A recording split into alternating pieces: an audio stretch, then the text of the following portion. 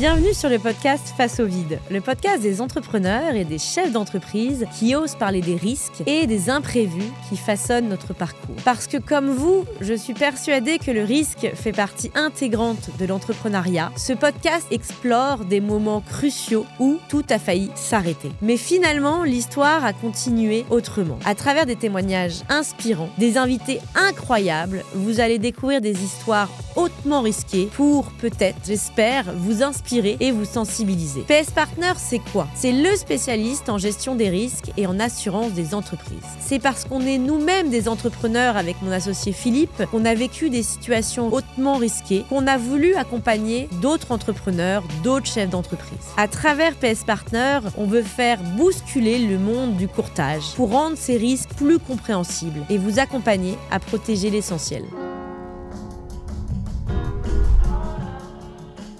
Aujourd'hui, j'ai la chance de recevoir Hugo. Bienvenue Hugo, c'est d'ailleurs Jules Vera qui est venu dans notre podcast qui m'a recommandé, mais je te connaissais. Pour ceux qui ne nous connaissent pas, est-ce que tu peux te présenter Hugo et me raconter un peu ton parcours ? Ouais, du coup, moi c'est Hugo. Et mon parcours, moi je suis ingénieur de formation, mais très tôt, je suis parti à San Francisco, initialement pour un stage où j'étais premier ingénieur dans une start-up. Et en fait, je suis resté là-bas pendant 7 ans. Donc au début, dans cette start-up qui a été rachetée. Qui s'appelle comment ? Qui s'appelait Véhicule Data Science à l'époque, puis okay. Exodus. On faisait des cartes pour les véhicules autonomes. Entreprise qui a été rachetée, donc je suis resté chez le racheteur. Ensuite, j'ai lancé une boîte là-bas. Donc on était passé par YC, on en parlera probablement un peu après. Je suis rentré en France, j'ai aidé à relancer une boîte, j'ai fait du produit en scale-up, j'ai relancé une boîte. Et maintenant, je suis partenaire chez Exa, du coup anciennement eFounder. Et du coup, tu as monté une boîte qui s'appelle Sean, il y a quelques années. Tu as fait un passage chez Alan. Ouais. Et aujourd'hui, tu es chez Exa. En gros, c'est ça. Exactement. Ok, trop bien. Est-ce que tu peux me raconter... ça veut dire quoi, partenaire chez Exa ? C'est quoi un peu ton... Avant qu'on parle un peu de ta précédente boîte, Sean, c'est quoi un peu le job partner Exa / eFounders ? Ouais, c'est une très bonne question. En gros, mon job, c'est de lancer plusieurs boîtes par an. Et donc, ça va du tout début, donc de trouver des idées de business, de les qualifier, arriver au stade où je me dis « Ah là, c'est sûr qu'il faut y aller et je pourrais partir d'Exa pour le faire moi. » Donc ça, en général, c'est qu'il y a un terreau fertile. Et à ce moment-là, je vais trouver des gens avec qui m'associer pour lancer le business. Je vais bosser avec eux sur le tout début, comme si j'étais un associé, un cofondateur. Et je vais les emmener jusqu'au seed et ensuite rester du coup dans la boîte, mais plus dans un rôle de board member que vraiment opérationnel. Et du coup, pendant toute cette période-là, je bosse tout seul, mais aussi avec mes équipes, du coup, avec du produit, du design et autres. L'idée, c'est d'amener la boîte dans les meilleures conditions possibles pour aller lever leur première round. Et quand tu dis que tu montes plusieurs boîtes, c'est combien par an avec Exa ? Entre 2 et 4, ça dépend des sujets, de la bandwidth. Ça. Et quand tu dis que l'idée, c'est toi qui la trouves et ensuite tu vas chercher une équipe fondatrice, enfin cofondatrice à tes côtés, ou l'idée vient de fondateurs qui te contactent ? Non, alors l'idée, elle vient surtout de moi. Enfin, justement, et j'ai finalement rejoint Exa pour ça, parce que je suis un entrepreneur, mais j'adore la phase de 0 to 1. C'est vraiment là où je m'épanouis le plus. Et c'est pas les idées qui manquent en général. Et souvent, c'était un problème par le passé d'avoir trop d'idées et de me dire, waouh, c'est sûr que ça marche. Et est-ce que c'est vraiment le sujet sur lequel je veux passer 5-10 ans ? Souvent, la réponse était non, parce que je voyais quelque chose qui brillait plus à côté, sur lequel j'avais envie d'aller. Donc, non, ça vient surtout de mon côté. Mais par contre, je discute toujours avec des entrepreneurs qui peuvent avoir des idées qui sont pas forcément figées et qui peuvent être sur des sujets que j'ai creusés moi aussi. Et du coup, la question, c'est plus, est-ce qu'on a envie de s'associer ensemble et sur un sujet dans lequel je crois et dans lequel j'ai des convictions. Ok, hyper intéressant. Tu as du coup été, tu es encore entrepreneur, mais tu as monté une boîte qui s'appelle Sean. Je m'en rappelle, c'était aux US, donc à SF. Les débuts ont été assez incroyables. Est-ce que tu peux nous raconter ce que faisait Sean, comment t'es venue un peu l'idée et un peu les débuts de cette aventure entrepreneuriale? Ouais, alors ce que faisait Sean, c'est assez simple. On faisait des bateaux autonomes, mais les gros bateaux, les porte-containers. Ça veut dire quoi les bateaux autonomes? Ça veut dire que... Ça veut dire comme des voitures autonomes. C'est des bateaux sur lesquels ça navigue tout seul d'un point A à un point B. Comment c'est venu? Moi, je travaillais dans les voitures autonomes et donc j'avais 2 autres amis à San Francisco qui travaillaient aussi dans ce milieu-là. On se disait, putain, mais il y a un énorme marché, il y a plein de gens qui travaillent sur ce sujet, mais en même temps, c'est super complexe la voiture autonome parce qu'il faut gérer, je ne sais pas, une poussette qui traverse, qu'est-ce que va faire la voiture et autres. Et je ne sais plus exactement comment j'ai pensé à cette idée sur les bateaux, mais en me disant, mais attends, en fait, techniquement, c'est beaucoup plus simple parce que l'entrée du port, il y a déjà un pilote qui vient sur le bateau pour le garer et le sortir. Et ensuite, quand on est au milieu du Pacifique, pour aller de Californie jusqu'en Chine, il n'y a pas grand-chose, quoi. Il n'y a pas de poussette qui risque de traverser, donc ça paraissait plus simple techniquement que... Enfin, il y a un bateau qui peut quand même traverser. Oui, il y a des enjeux, mais c'est un problème plus simple que la voiture autonome. Et la voiture autonome, il y avait déjà à l'époque un petit changement de se dire on va faire la voiture qui fonctionne partout à du camion sur l'autoroute parce que quelqu'un peut l'amener jusqu'après le péage d'entrée. Puis ensuite, on reste dans la voie de droite, on conduit, on s'arrête, on ralentit s'il y a une voiture devant. Et donc, c'était techniquement assez intéressant. Et en fait, en creusant le sujet, je me suis rendu compte qu'il y avait les 15 plus gros bateaux dans le monde qui polluaient autant que toutes les voitures dans le monde. Et ça a été un peu le déclic où j'ai réalisé que si j'arrivais à faire un bateau, ne serait-ce qu'un bateau assisté, même pas encore intégralement autonome, j'allais faire plus d'économies d'un point de vue essence que si j'avais électrifié toutes les voitures dans le monde, quoi. Donc ça a été un peu le déclic de waouh, il faut y aller. Et après les débuts, c'était, on avait tous les trois notre boulot à réfléchir, à se dire est-ce qu'on lance la boîte, donc déjà quitter son travail et y aller, ensuite se dire par où on commence. Et là on avait acheté un petit bateau en plastique, un jouet sur Amazon, quoi, sur lequel on avait hacké des trucs pour pouvoir le commander avec une manette de PlayStation et un casque de réalité virtuelle, ce qui nous a permis de lever un petit précis, d'avoir un petit peu d'argent et commencer l'aventure. Et t'as levé combien ? On a levé 250K, je crois, surtout avec des business angels de notre réseau. Et avec ça, en fait, on est allé sur l'équivalent du Bon Coin là-bas pour acheter un bateau, un petit bateau d'occasion à 10 000 balles, sur lequel on a mis des caméras, un radar, plein de capteurs. Donc c'est toi qui as créé la tech, avec tes associés, pour faire en sorte que le bateau à 10 000 balles sur le Bon Coin devienne autonome. Ouais, voilà. Et du coup, on était capable de le piloter à distance, de faire ça. Donc déjà là, il y avait pas mal de challenges parce que quand tu vois d'autres bateaux sur l'eau qui voient un bateau avec personne derrière le volant, ça affole un peu tout le monde. Donc il n'y avait personne au début, vous lancez le truc et le bateau il est autonome, quoi. Oui, enfin c'était globalement ça, quoi.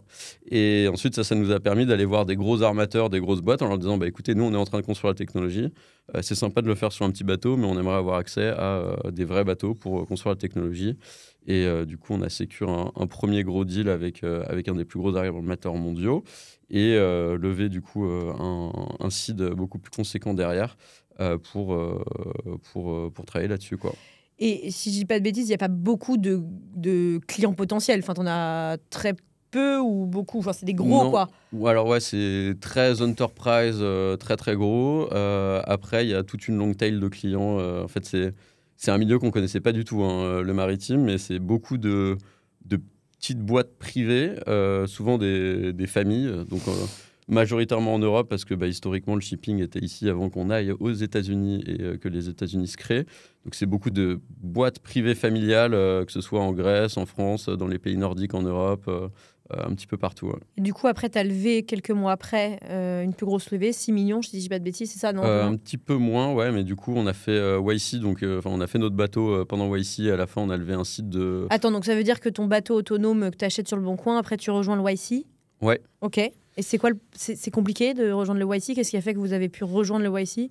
C'est hyper sélectif, même en tant que Français. Ouais, c'est très sélectif. Je pense que déjà, l'idée était assez intéressante à ce moment donné. Ensuite, on était très clair sur ce qu'on faisait et comment on allait le faire. Et du coup, on a été pris. D'ailleurs, on avait initialement rejeté après avoir été pris, mais ils ont fini par nous convaincre. Et c'était très intéressant comme aventure. Ça fait combien C'est quoi le programme du YC ? C'est 3 mois. 3 mois. 3 mois. Enfin, nous, on était déjà sur place, donc je pense que c'est très différent des boîtes en France qui vont là-bas pour le programme.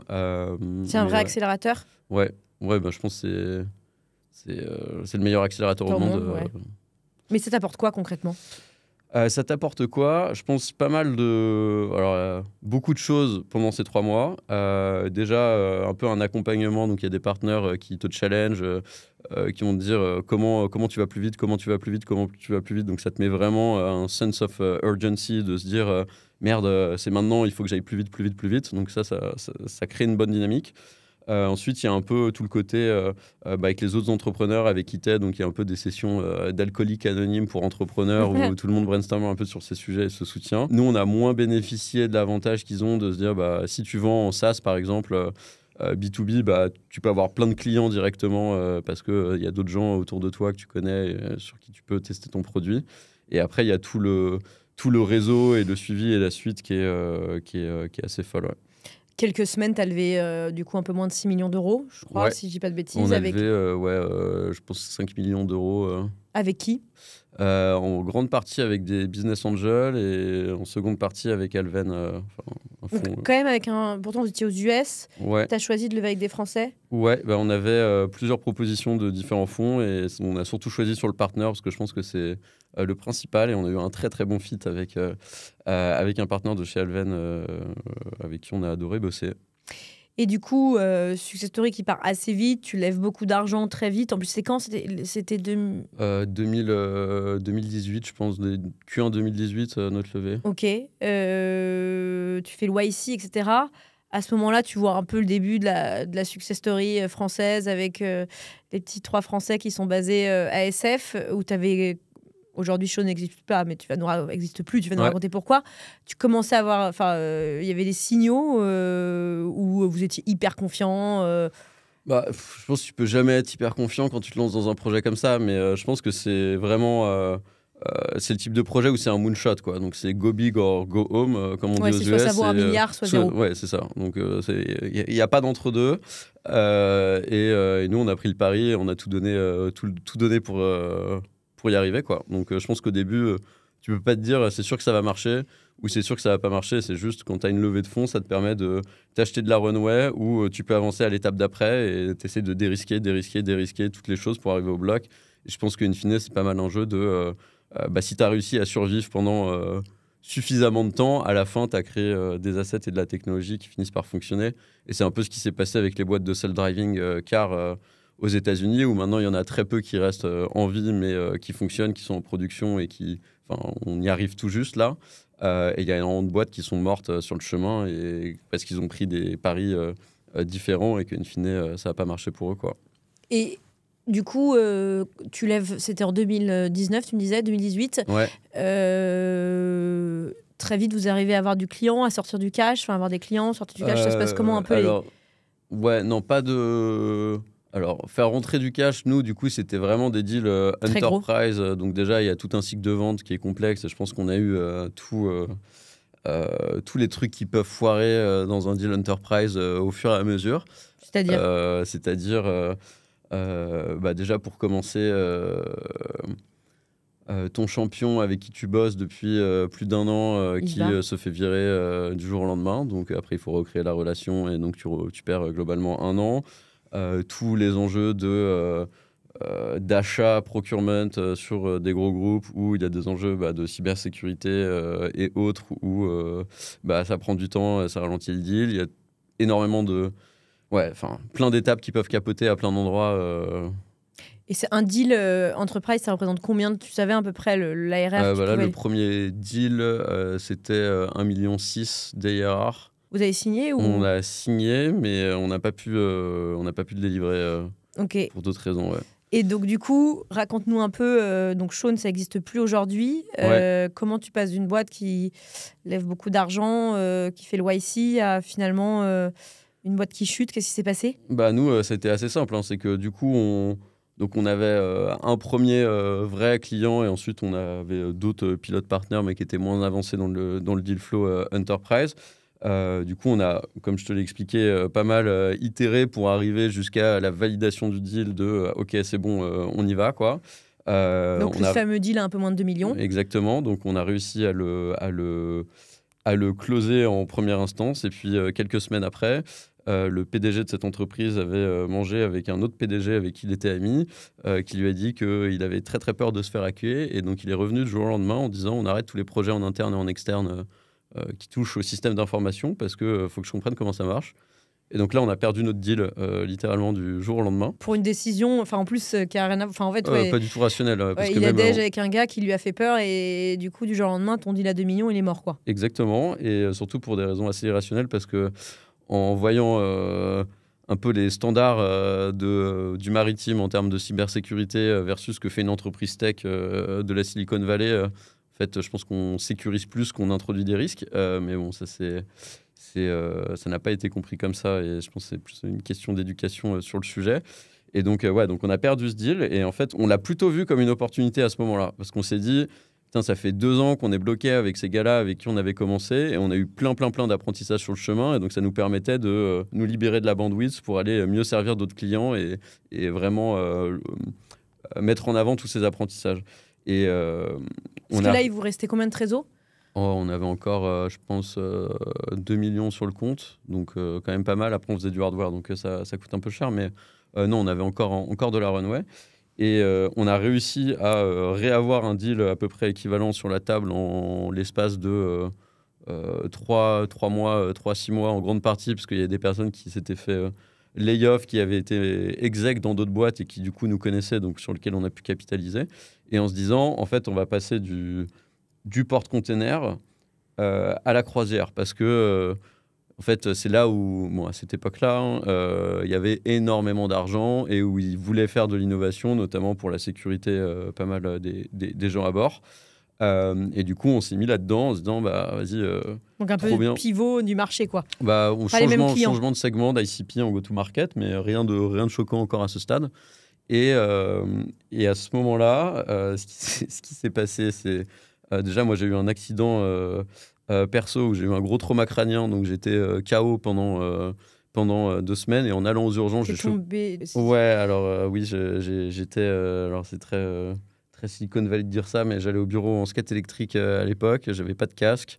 Et il y avait un défaut de fabrication sur cet instrument qui a fait qu'il y a une roue qui a sauté. Donc moi, je me suis boité à 50 km/h en tapant le crâne. On m'a emmené aux urgences. Il se trouve que T'as perdu connaissance? Pas exactement, mais un petit... Ouais, presque.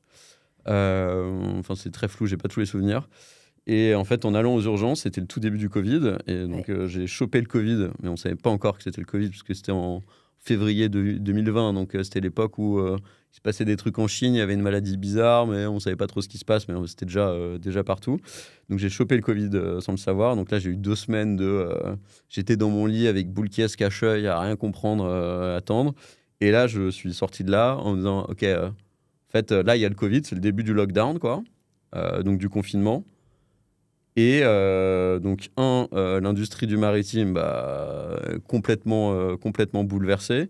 2, nous, on faisait du hardware, donc on avait ce contrat ce deuxième contrat qu'on avait réussi à avoir, où on devait aller installer notre premier bateau 2 semaines après, qui était à Ushuaia, en Patagonie. Donc, logistique de base, déjà super complexe de se dire, j'envoie du hardware, il faut que je passe toutes les douanes pour arriver dans un port, où je dois envoyer un gars pour arriver sur le bateau à une escale de port pour qu'il installe le matos en moins de 24 heures et qu'on reparte. Donc déjà, dans un monde normal, c'est pas facile à faire. Et là, en fait, c'est simple. Les gens, même sur le bateau, ne pouvaient pas descendre du bateau pour aller au port, parce que c'était confinement global et haut. Donc, il y a des équipages de bateaux qui sont restés bloqués sur leur bateau pendant quasiment 1 an à cette période-là. Donc, nous, d'un point de vue opération, on ne pouvait pas deliver d'un point de vue hardware. Et du coup, là, ça a été le début où on a dû complètement réajuster le tir en disant, là, c'est imprévisible, on ne peut pas deliver sur les contrats, donc on est obligé de cut. Le hardware, c'est mort, enfin, on peut plus opérer, quoi. Vous ne pouvez plus vendre parce qu'en fait, les boîtes... Ah ouais, non. Déjà que c'était pas trivial dans un monde normal de par la manière dont le marché est structuré et pas mal de choses. Mais là, c'était complexe, quoi. Et du coup, donc là, du coup, on a lay-off pas mal de gens. On a coupé nos contrats. Vous étiez combien On était, je pense, à ce moment-là, on devait être une quinzaine, je pense. Okay. On est redescendu à 4-5 et on s'est dit on arrête le hardware, mais avec tous nos apprentissages, on va essayer de faire juste avec du software, essayer de réduire la consommation des navires, puisque c'est là où il y avait un bon retour sur investissement pour les armateurs. Et en changeant encore une fois de segment, en se disant mais attends, en fait, il y a le marché est tellement chamboulé que notamment sur les pétroliers, les vraquiers, pour certains trucs, en fait, les boîtes se sont enrichies énormément en surfant sur le Covid. Et du coup, on a réaligné des entreprises en pilote sur des segments sur lesquels on n'était pas pour faire de la réduction de consommation de fuel sans hardware. On a eu des bons signaux assez positifs sur le truc, mais à l'été, on était, franchement, est-ce qu'on a vraiment envie de continuer dans cette direction-là, sachant que ça change complètement le play par rapport à notre division initiale. Plus le marché, je pense qu'il nous a bien écœuré à pas mal de niveaux. Et on a pris la décision d'arrêter à ce moment-là, donc de revendre des bouts d'IP et de passer à autre chose. Donc c'est vous qui avez pris la décision, donc tu as vendu... On a développé plein de... Alors, la tech, ouais, en fait. Ouais, bah c'est super complexe parce qu'il faut se dire, tu dois mettre des serveurs sur un bateau, parce que sur le bateau, il n'y a pas Internet, tu as Internet par satellite. Tu peux pas utiliser Google Maps ou ce genre de truc, tu n'as pas Internet. Donc tu dois reconstruire ton Google Maps, tu dois reconstruire ton cloud équivalent, donc ton AWS, tu dois reconstruire énormément de choses qui sont des problèmes tech qui sont super complexes et qui sont aussi super intéressants pour pas mal de boîtes, soit dans d'autres use cases ou autres. Donc on a revendu une bonne partie, notamment une boîte qui faisait des sous-marins autonomes. Ok, et du coup, à ce moment-là, comment ont réagi un peu tes investisseurs, tes employés? Alors, tes employés, il y en avait plus grand, il y avait plus grand monde, mais... Bah, je pense que investisseurs, ça s'est assez bien passé parce que je pense que notre play de base c'était encore une fois un moonshot, un go home, enfin go big or go home. Donc c'est le jeu, je veux dire, il n'y a pas de surprise, on n'a pas... Plus t'avais le on a contexte bien exécuté, il y a le contexte, etc. Tu vois. Après, peut-être des business angels qui venaient du monde du maritime qui étaient un petit peu plus chiants à gérer, mais franchement, c'est pas grand-chose, je pense, à ce niveau-là. Les clients, bah, en vrai, trop chiants parce que bah, ils ont investi de l'argent. Tu as signé des contrats avec des gens qui ont investi du temps, mais bon, pareil, eux, ils ont le Covid en pleine tronche, ils ont d'autres problématiques à gérer. In fine, on est un peu le dernier de leurs problèmes. Et les employés, bah, en vrai, je pense qu'on a très bien géré la situation, que ce soit sur les aider sur la transition en termes de package de sortie et tout. Et même aujourd'hui, je reçois des textos encore d'employés américains avec qui on bossait qui disent « Putain, c'est la 3e boîte avec qui je bosse depuis qu'on a arrêté l'aventure et j'arrive toujours pas à trouver une boîte dans laquelle je m'épanouis autant, ça me manque trop, quand est-ce qu'on se voit tous, etc. » quoi. Donc je pense que ça a été quand même... une belle aventure. Ouais, une belle aventure humaine. Et si tu devais identifier si tu as une seule erreur qui, à ton avis, ou un enseignement qui a un peu précipité la chute de Sean, qui était effectivement quand même assez destiné à faire une success story avec le YC, une levée hyper rapide, etc. etc. Ouais, je pense qu'il y en a plein, mais déjà, pas faire du hardware. Parce que oui, j'ai passé aussi, mais à l'époque, il y avait les premiers tarifs de Trump entre la Chine et les US, donc tu peux aussi te prendre tes coûts qui augmentent x2 du jour au lendemain. Pourquoi pas faire du hardware? Bah, déjà, tu es ultra dépendant des chaînes d'approvisionnement. D'un point de vue de développement produit, c'est ultra long les cycles de développement parce qu'il faut tester. C'est pas du logiciel, cash. Tu testes, tu vois, ça prend beaucoup, beaucoup plus de temps. Ça coûte super cher, ça demande des équipes beaucoup plus grosses. Enfin, c'est ultra complexe. Donc ça, je pense, c'est un premier point. Le deuxième point, je dirais, c'est le marché où je pense qu'on n'y connaissait rien et ça peut être un avantage parce que du coup, tu arrives avec des yeux neufs et il y a plein de choses à faire. Mais spécifiquement sur ce marché-là, je pense qu'il y avait 2 trucs qu'on n'avait pas anticipés et sur lesquels on a peut-être été dans le déni un peu trop longtemps. Le premier, c'est qu'en fait, c'est un business d'asset management, quoi. Les gens qui achètent des bateaux, ils les achètent en disant je fais un prêt à 200 millions pour financer un bateau. Et les opérations, tout le reste, j'en ai strictement rien à foutre. Je veux juste amortir mon asset et c'est tout, quoi. Donc, ils prennent pas de risques, ils veulent pas innover. Eux, le seul truc qu'ils veulent, c'est genre pas avoir de problème. Donc, il y a pas de first mover advantage, il y a un late mover advantage. Donc, déjà, pour innover là-dedans, c'est pas facile. Le deuxième point, c'est que je parlais des économies de fuel tout à l'heure. Il y a un gros problème, et ça, même dans la transition écologique sur ce secteur-là, c'est que les gens qui doivent faire les investissements pour réduire la consommation de fuel sont pas les gens qui bénéficient de la réduction de fuel.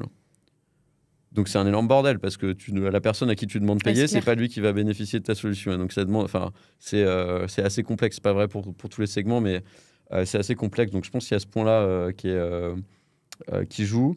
Et le troisième point, je dirais, c'est plus sur les go-to-market enterprise en startup, où je pense qu'il y a 2 choses. La première, c'est que C'est très compliqué à faire déjà de base et je pense que je lancerai plus de boîte en go-to-market enterprise direct, à moins d'avoir un vétéran de l'industrie directement dedans qui a tous les contacts pour réussir à aligner des pilotes sur des cycles de vente qui vont pas être trop longs.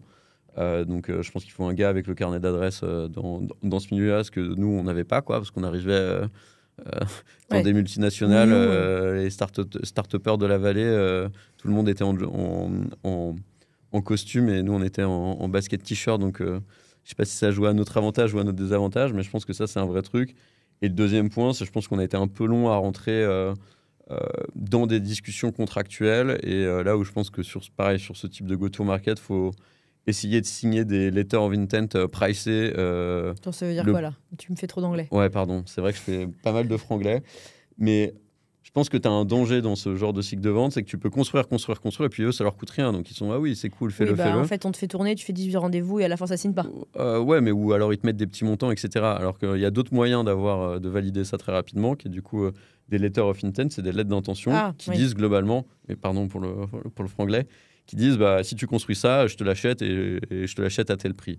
Et ça, tu peux le faire super tôt avant d'avoir rien construit, parce que ce que tu veux construire, tu le mets dans le papier, ça va ressembler à ça. Si je le fais, est-ce que tu le payes? Et ça, c'est des discussions, je pense qu'on a eu un peu tard et qu'on aurait pu avoir beaucoup plus tôt et avoir beaucoup plus d'apprentissage, que ce soit sur quel segment commencer, sur quel premier produit, parce que nous, c'était aussi un peu différent des véhicules autonomes où c'est vraiment, tant que tu n'as pas enlevé le chauffeur, tu n'as pas de produit, quoi. Nous, c'était différent parce que tu avais 25 personnes à bord, donc tu peux y aller progressivement. Et la question, c'est plus, est-ce que ça vaut le coup de packager un produit intermédiaire sur lequel je vais pouvoir vendre sur des premiers contrats un peu ce qu'on a fait. Et ça, je pense qu'on a mis un petit peu de temps à le réaliser aussi de ce côté-là. Et est-ce que tu penses que si jamais il n'y avait pas eu le Covid, Shaw existerait toujours? Est-ce que là maintenant tu te dis tiens, en fait, alors hormis le fait que c'est du hardware où tu as répondu à la question, tu ne remonterais plus une boîte dans le hardware, mais est-ce que tu penses que si le Covid était passé par là? Oui, clairement, et on a un compétiteur qui s'était créé un petit peu après nous. C'est très différent parce que c'est une boîte israélienne et les startups israéliennes, il y a un vrai truc t'as tes clients, ils sortent, enfin c'est vraiment très communautaire, quoi. Et du coup, eux ont passé le Covid parce qu'ils étaient moins avancés que nous, donc ils étaient moins. Ils ont pu réagir plus tôt dans leur cycle de développement, etc. Et là, ils sont toujours en vie. Ça tourne, ça prend du temps, mais je pense qu'un jour, ils vont y arriver, quoi. Et tu as géré comment? Parce que c'est quand même franchement, pour tout entrepreneur qui ferme une boîte, etc., tu dois quand même gérer la déception de certains tiers, etc. Toi, tu as géré comment un peu ce niveau de stress? En plus, tu avais eu un problème de santé, plus le Covid, plus tu es à l'autre bout du monde. Ça se gère comment tout ça? Je pense que c'est pas simple, mais moi, la manière dont je le vois, c'est en fait... il faut se dire très vite, il n'y a pas mort d'homme et tu continues à vivre. Et 2, il y a une pile de caca qui déborde. Et excuse-moi pour les termes, mais c'est dans quel ordre je vais traiter cette pile, quoi. Et en fait, tu vas être sous l'eau pendant plusieurs mois. Il faut l'accepter. Il faut se mettre dans une routine de résilience et évacuer les sujets jusqu'au moment où il n'y en a plus et tu peux ressortir la tête, quoi. Et c'est vrai qu'on ne sait pas beaucoup, mais une boîte qui s'arrête. Alors toi, elle n'est pas partie en RJ, donc elle n'a pas fait faillite, parce que tu as revendu certains assets, etc. Mais tu as quand même ta responsabilité en tant que dirigeant. En plus, aux US, je pense qu'il n'y a pas de protection personnelle. Enfin, tu te retrouves quand même du jour au lendemain, plus de salaire. San Francisco, c'est quand même un rythme de vie où je crois que le loyer coûte une blinde, etc. Il n'y a pas de RSA, enfin, il ne se passe rien. Ça a été quand même un sujet pour toi, à la fois de te dire, il y a potentiellement ma responsabilité en tant que dirigeant, peut-être pas, mais qui doit être engagée, et surtout, en fait, je me retrouve à poil du jour au lendemain.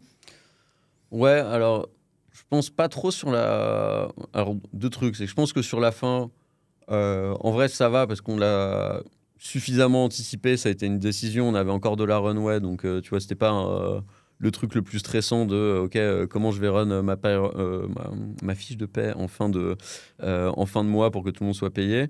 Par contre, la responsabilité, mais moi je l'ai ressenti par contre beaucoup plus tôt dans le process, c'est de dire on est en train de se brancher sur des systèmes de navigation de navires avec des systèmes qui peuvent lire mais potentiellement prendre le contrôle. Demain, il y a une couille avec le bateau, mais même s'il y a un accident qui est indépendant de nous, il y a une marée noire. Il y a un mort, c'est toi. Genre, c'est qui, quoi? Et donc ça, Tu t'es baqué? Je crois qu'on s'était baqué, mais honnêtement, je sais même plus. Même Là, plus tu as un comment. gros risque. Ouais, non, mais C'est vrai qu'en tant que président. on s'était baqué, mais sur plein de trucs. Parce que même envoyer des employés dans des ports, sur des navires, faire de la navigation, on avait des assurances de accidents du travail. D'un point de vue légal, on était obligé d'avoir les mêmes que les dockers qui travaillent sur les ports parce que c'est ultra dangereux. Donc, ouais, non, je pense qu'il y avait pas mal d'enjeux de responsabilité comme ça. Et après, Tu l'as perçu ou tu penses que tu avais quand même un côté un peu insouciant, jeune, c'est après un boîte que tu crées, tu vois? Franchement, je pense un peu les deux. C'est que je pense que tu le ressens et tu te dis, je préfère ne pas savoir, quoi.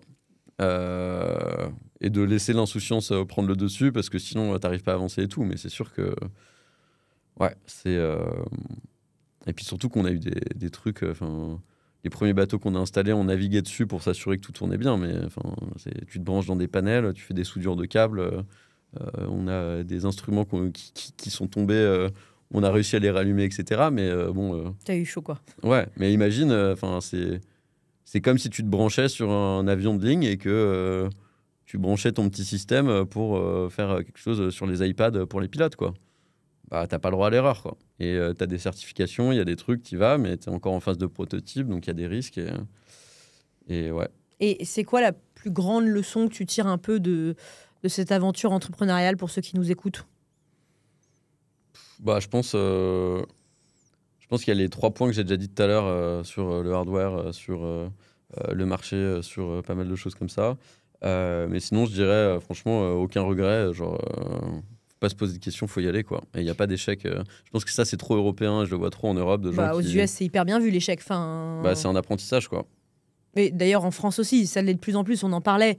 Mais juste avant dans le podcast, avant, une boîte qui faisait faillite, limite le fondateur il se suicidait et on entendait parler, il disparaissait. Enfin, la génération de nos parents, de nos grands-parents, c'était un vrai sujet.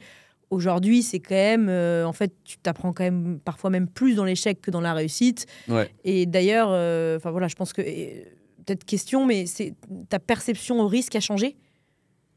Je pense que maintenant, je vois beaucoup plus les choses en termes de coût d'opportunité. Donc, c'est en fait un fondateur qui lance une entreprise, il est en train de dépenser son temps et c'est le truc le plus précieux dans une aventure. Donc, je pense qu'il faut être ultra réaliste sur le fait de quelles sont les hypothèses qu'on essaye de dérisquer sur le chemin quand on crée une entreprise.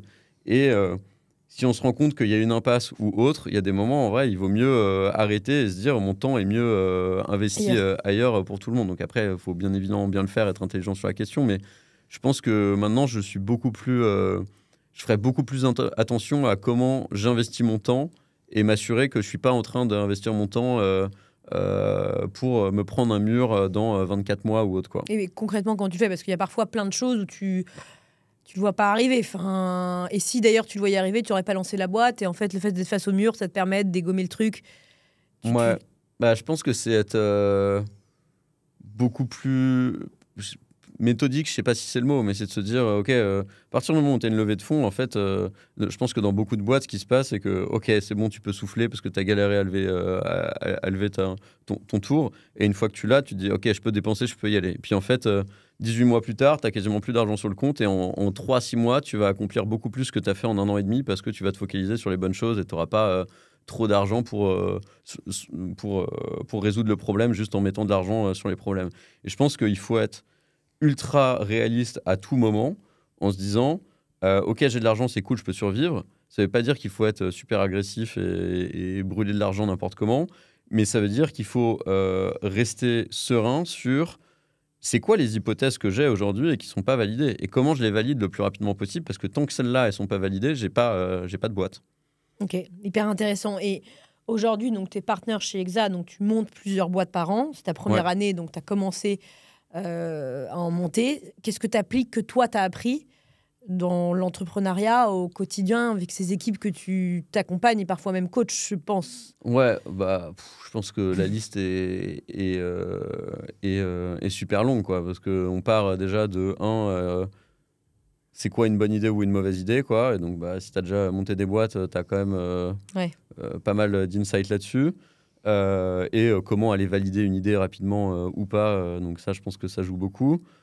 Pareil sur l'équipe cofondatrice. En ayant entrepris, en ayant du coup aussi pas mal de potes qui ont entrepris, etc., tu as beaucoup plus conscience de, attention, là il y a un truc, vous pouvez vous mettre des œillères, mais dans 18 mois ça va péter, donc il faut le désamorcer tôt, quoi. Donc déjà la phase avant même de commencer sur le projet, je pense qu'il y a énormément de choses qu'on apporte. Et après sur l'exécution, bah, c'est un peu tout ce que je te dis au fait, quelles sont les hypothèses, comment on les traite, comment on avance, que ce soit sur les enjeux de go-to-market, de produits, de tech, et sur tous ces enjeux-là.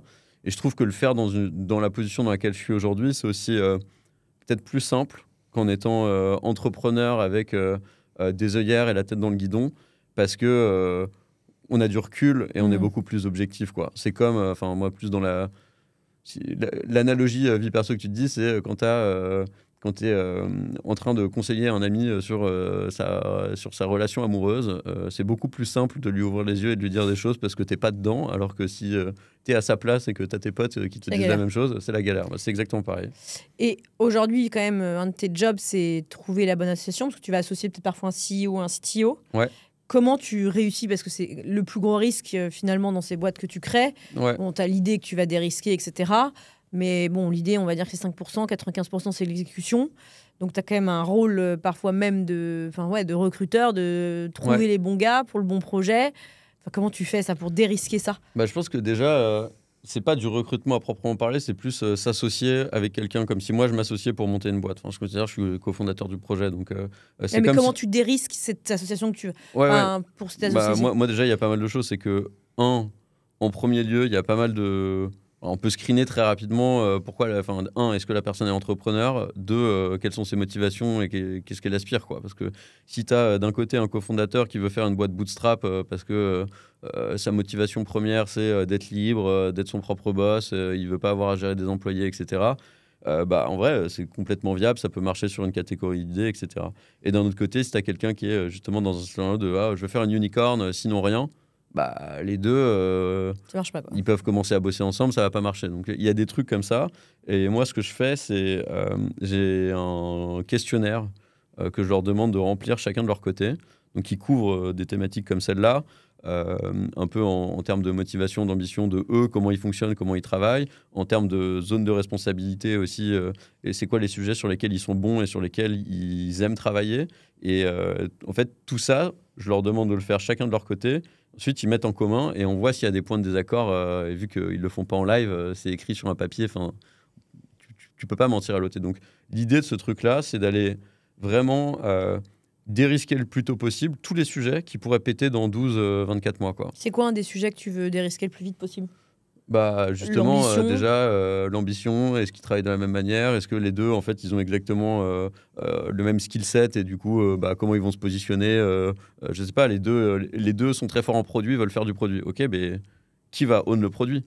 S'ils sont pas capables de se mettre d'accord maintenant, sinon c'est une question qui va arriver dans 18 mois quand on va devoir recruter des gens et potentiellement, les deux le veulent, c'est un non négociable et ça va péter. C'est un exemple un peu simplifié, mais je pense que tu vois le truc. Ou même pareil sur... l'equity split, la gouvernance, différents sujets où faut les aborder.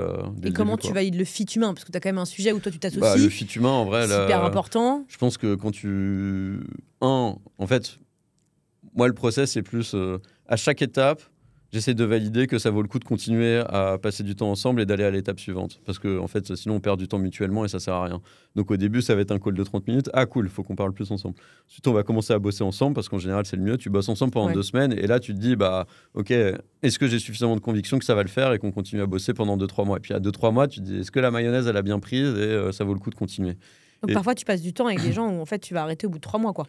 Ça m'est pas encore arrivé. Tu as envie que ça arrive le plus tôt possible et je pense que tu y travailles. Mais pour moi, la clé, c'est d'avoir une discussion honnête et transparente et c'est la manière dont je fonctionne sur le sujet. Et en vrai, encore une fois, c'est ce que je disais sur les coûts d'opportunité. Faut pas perdre son temps et ça va pour moi, ça va pour les autres fondateurs avec qui je m'associe. C'est juste, faut s'aligner là-dessus, quoi. Et donc, commencer à bosser ensemble, voir ce qui marche pas, continuer à voir. Et sur le fit humain, justement, je pense que quand tu as bossé déjà 1 mois avec une personne, faut bosser avec une personne. Tu sais déjà vite. Et en vrai, moi, je recommande d'aller prendre des verres et d'avoir envie aussi, même si c'est pas une personne avec qui on est amis de base. Je dis pas nécessairement qu'il faut être amis, mais d'avoir envie d'avoir cette aventure humaine ensemble. et d'être ultra réaliste sur le fait que c'est un engagement à 5-10 ans sur lequel il va y avoir des hauts, il va y avoir des bas. Et c'est une personne qui va faire partie de ton quotidien pendant les 10 prochaines années de ta vie ou pas, quoi. Mais le truc, c'est que tu as quand même deux sujets. C'est que parfois, tu vas recruter des fondateurs qui sont sales. Et en plus, tu as la marque Exa, où il y a plein de gars qui veulent rejoindre. Donc en fait, je pense que il y a des gars qui peuvent aussi qui veulent absolument rejoindre eFounders, qui sont moi, je trouve que les profils les plus durs à recruter, c'est par exemple des commerciaux. Parce qu'en fait, les gars, ils sont tellement forts qu'en fait, au bout d'un an, tu te rends compte que c'est des brels et tu as mis 1 an. Mais... Ouais, mais je pense que ça, je sais pas, moi je le sens assez vite en vrai. Le bullshit, tu le sens assez vite. Et je pense que moi, en vrai, mes premières discussions, je parle même pas des idées de boîte. Hein. C'est plus je fais au conseil en orientation de Hugo sans sa casquette Exa, de salut, tu veux monter une boîte, pourquoi, qu'est-ce qui t'intéresse, etc. Et en fonction des motivations, je vois déjà si il y a un fit sur un projet, il y a un fit avec moi et autres. Ensuite, franchement, quand tu commences à bosser, tu vois aussi si la personne, elle apprend vite, elle absorbe le feedback, où il y a un énorme ego. Enfin, il y a pas mal de choses que tu peux voir assez rapidement. Donc ça, déjà, avant de se taper la main pendant 2-3 mois, normalement, soit tu as un doute, il n'y a pas de doute, il n'y a pas de doute, ou il y a un point d'attention, tu le vérifies, mais c'est une discussion honnête et transparente, et tu vois comment ça évolue, et tu as pris ton risque, et tu as fait un pari, mais voilà, quoi. C'est quoi le conseil que tu donnes aux entrepreneurs que tu accompagnes sur le risque? Enfin, si tu devais donner un conseil que tu... allez-y. Hein. Ouais. Que de toute façon, dans l'entrepreneuriat... Ah non, mais si les gens sont pas prêts à prendre des risques, il faut pas entreprendre. Hein. Enfin... Ouais, et puis de toute façon, le coût d'opportunité. Je dis beaucoup que c'est quoi le premier risque des entrepreneurs? C'est de ne pas avoir de salaire au début. Tu manges des coquillettes et du coup, tu prends le risque face à tous tes potes qui sont... Pour moi, ce risque, il est inexistant parce que en réalité, même si tu manges des coquillettes et que tu n'as pas de salaire, tu prends un risque financier. Oui, certes, il y a l'aspect financier, il y a la situation personnelle de chacun. Mais en réalité, même si tu te plantes au bout de 12 mois, 18 mois, 24 mois, tu auras tellement appris pendant cette période de temps que le job que tu iras choper derrière, tu auras une bien meilleure offre que le job que tu aurais... Mais tu as 35 ans, tu as 2 enfants, tu vois, les 18 mois où tu as mangé des coquillettes, où ça peut être la galère. Je suis d'accord avec toi, c'est que tu apprends tellement que tu fais un jump dans ta carrière éventuelle et après tu peux faire plein de choses. Et encore, tu vois, là, juste avant, j'étais avec le fondateur de Mastéos qui disait que en tant qu'entrepreneur, après lui, là, c'était une success story, puis c'était la chute, mais il disait qu'il était inemployable. C'est-à-dire que pendant longtemps, après, il a dû faire serveur, etc. parce que personne ne voulait recruter en disant jamais il a été CEO. Tu vois, il y a aussi ce sujet-là quand même. C'est quand même un risque. Ouais. Et là, c'est peut-être moi en tant que maman qui parle, mais quand tu as des enfants, tu as un peu une responsabilité financière quand même, où c'est pas... Après, tu peux vite rebondir. Et surtout qu'en France, tu n'as pas le chômage, tu vois, tu as quand même un peu des sujets comme ça. Ouais, non, c'est vrai. Je pense que ça dépend de la situation personnelle de chacun, mais je pense que si tu es jeune, pas d'attache, pas de risque et tout, pour moi, c'est un non-sujet. Et je pense que versus aller dans un gros groupe et essayer de faire ses armes... si c'est la fibre qu'ils ont dans le fond, il faut y aller, il ne faut pas avoir peur d'y aller tôt. Je pense que si je devais me relancer dans 10 ans avec des enfants et autres, je redis ça aussi parce que je suis encore relativement jeune et je n'ai pas d'enfants encore, mais je pense qu'effectivement, je poserai mes conditions pour le faire. C'est-à-dire, je ne partirai pas sans avoir levé suffisamment d'argent, mais aussi parce que... encore une fois, ça dépend si je veux faire un truc bootstrap ou pas. Mais... Oui, tu peux te dire aussi, je vais tout de suite rentable et je vais gagner du cash. Mais je pense que du coup, dans cette situation, tu prendrais pas ce risque-là si l'enjeu financier est suffisamment gros que ton conjoint ne peut pas porter le risque ou que tu n'as pas trouvé d'autres solutions là-dessus. Quoi. Très intéressant. Est-ce qu'on arrive bientôt à la fin ? Est-ce que tu as un conseil que tu donnerais à des entrepreneurs qui peuvent se retrouver dans la galère, à deux doigts de faire faillite ou d'arrêter leur boîte avec du recul parce que ça fait depuis quand tu as arrêté Shaun? 4 ans 4-5 ans Ouais. C'est quoi les conseils que tu donnes? Ça passe trop vite. 2021. Ça passe trop vite. Les conseils que je donne, c'est qu'en vrai, il n'y a pas mort d'homme. Vous n'êtes pas les seuls. Ça arrive à plein de gens et vous allez sortir de tout ça par le haut. Et juste, c'est une période qui est compliqué et faut accepter que ça va prendre du temps et juste prendre les sujets un par un et les dépiler jusqu'à ce qu'il n'y en ait plus, mais il y a un moment, il n'y en aura plus à traiter. Quoi. Moi, je pense qu'il y a 3 choses dans ce que tu dis. Faut en parler, parce qu'en fait, comme tu as raison, on est plein d'entrepreneurs sont passés par là. Ça, c'est un autre truc que je ne mentionne pas, mais je conseille vraiment, mais alors même plus quand ça va bien, de prendre un coach. Je pense qu'il ne faut pas hésiter, que ça peut être un des meilleurs investissements pour sa boîte, que ce soit le psy du cofondateur parce qu'il y a des sujets qu'il n'arrive pas à discuter avec son autre cofondateur, que ce soit une personne qui lui permet d'enlever des œillères, de mieux comprendre des trucs, prendre du recul, ou qui l'aide à grandir dans le métier d'entrepreneur et de son rôle opérationnel, parce que ça peut être aussi pas mal de sujets de stress et de burn-out. Ça, pour moi, ça, c'est un conseil que je donne à tous les entrepreneurs avec qui je bosse. Franchement, genre, investissez en vous parce que, franchement, c'est ce qui fait la différence. Je pense qu'il n'y a pas mort d'homme. C'est hyper important de relativiser, de se dire que le plus important, c'est la famille, les amis, la santé. Tu meurs avec tes souvenirs, pas avec ton flouze, quoi. Et troisième, comme tu dis, faut savoir prendre du recul. Et je pense aussi, il y a plein d'entrepreneurs qui sont passés par des phases hard. Et aujourd'hui, la parole, quand même, se libère vachement. Il faut en parler, quoi. Ouais. Bah en vrai, c'est ultra dur de monter une boîte. Je pense que ça a été ultra idéalisé comme un truc sexy, etc. Et ça l'est encore. Là, ça s'est un peu calmé. Mais c'est vrai qu'entreprendre, c'est quand même pas fait pour tout le monde. Enfin, je pense qu'il y a d'ailleurs des profils, à mon avis, que tu dois voir dans tes entretiens et tu te dis, en fait, il n'est pas fait pour l'entrepreneuriat, notamment s'il a besoin d'une belle sécurité, d'un machin, non, on en a plein, des gens qui sont... je me suis toujours dit que j'aimerais bien monter une boîte et Exa, c'est super rassurant parce que j'ai de l'accompagnement et tout. Mais le problème, c'est que nous, on n'est pas là, on n'est pas une école d'entrepreneuriat, on est là pour s'associer avec des fondateurs. La question, c'est est-ce qu'on monte une boîte ensemble ou pas? Mais si la personne n'est pas déjà dans une démarche de monter une boîte, c'est pas la bonne personne, quoi. Monter une boîte, c'est un marathon et c'est pas un sprint. Et genre ça, c'est vachement important de le garder en tête. Du coup, faut pas se cramer. L'équilibre vie perso, vie privée, elle est vachement importante.